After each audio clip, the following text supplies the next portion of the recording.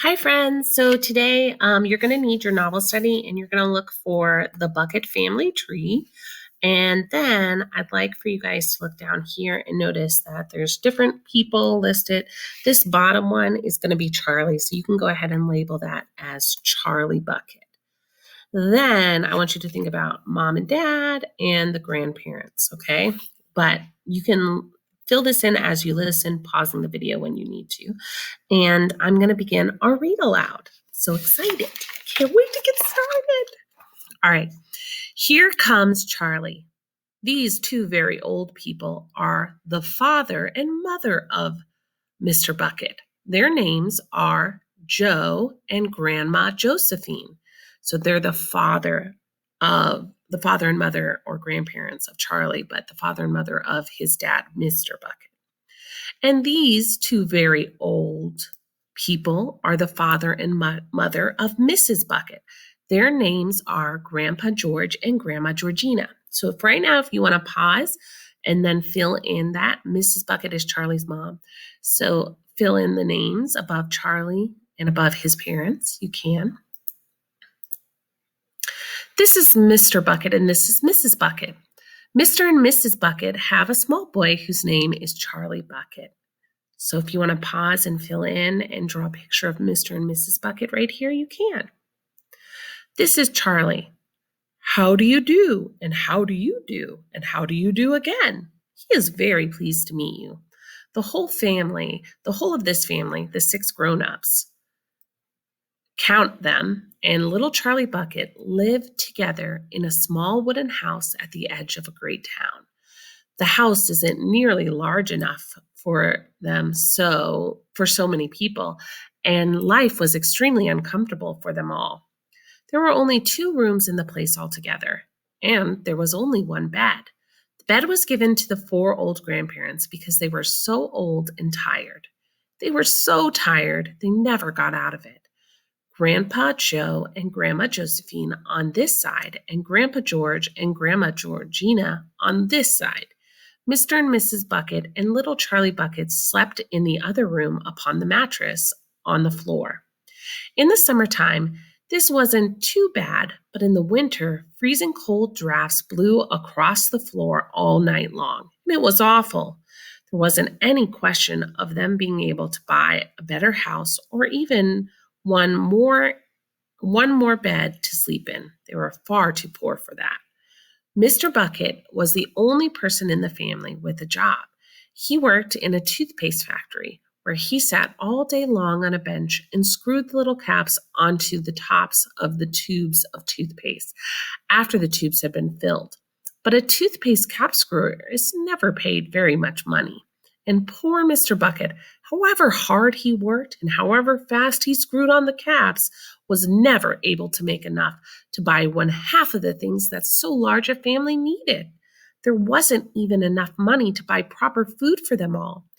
The only meals they could afford were bread and margarine for breakfast, boiled potatoes and cabbage for lunch, and cabbage soup for supper. Sundays were a bit better.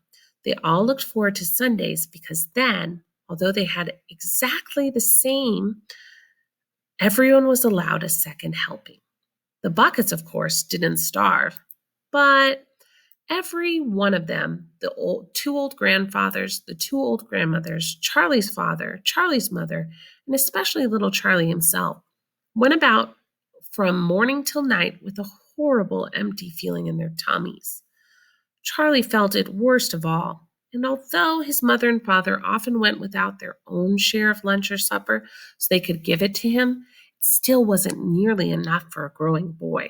He desperately wanted something more filling and satisfying than cabbage and cabbage soup. The one thing he longed for more than anything else was chocolate. Walking to school in the mornings, Charlie could see great slabs of chocolate piled high in the window shops, and he would stop and stare and press his nose against the glass, his mouth watering like mad.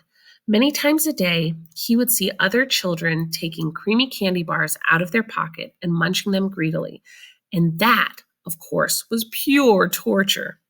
But only once a year on his birthday did Charlie Bucket ever get to taste a bit of chocolate. The whole family saved up their money for that special occasion, and when the great day arrived, Charlie was always presented with one small chocolate bar to eat all by himself. And each time he received it on those marvelous birthday mornings, he would place it carefully in a small wooden box that he owned and treasure it as though it were a bar of solid gold. And for the next few days, he would allow himself only to look at it, but never touch it. Then, at last, when he could stand it no longer, he would peel back a tiny bit of the wrapping at one corner and expose a tiny bit of chocolate. Then he would take a tiny nibble, just enough to allow the lovely sweet taste to spread out slowly over his tongue. The next day, he would take another tiny nibble, and so on and so on. And in this way, Charlie would make his 10-cent bar of birthday chocolate last for more than a month. But I haven't told you about the one awful thing that tortured little Charlie, the lover of chocolate, more than anything else. This thing, for him, was far, far worse than seeing slabs of chocolate in the shop window or watching other children munching creamy candy bars right in front of him.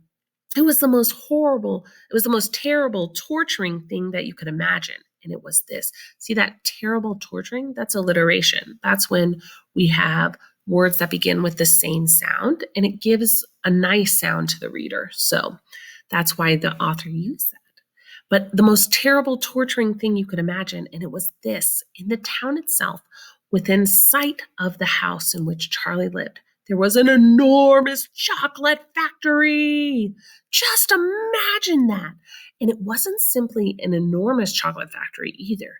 It was the largest and most famous in the world. It was Wonka's factory, owned by a man called Mr. Willy Wonka, the greatest inventor and maker of chocolates that there has ever been. And what a tremendous, marvelous place it was.